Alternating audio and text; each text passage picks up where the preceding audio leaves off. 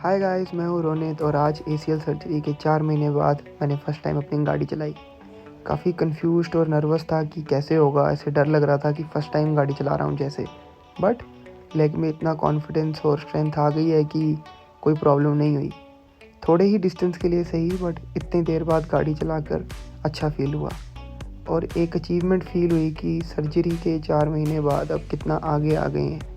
सो इस पे एक पूरा व्लॉग बनाया है जो मैं कल अपने चैनल पर अपलोड करूँगा about all the things that took place while me driving. So subscribe for more. Bye.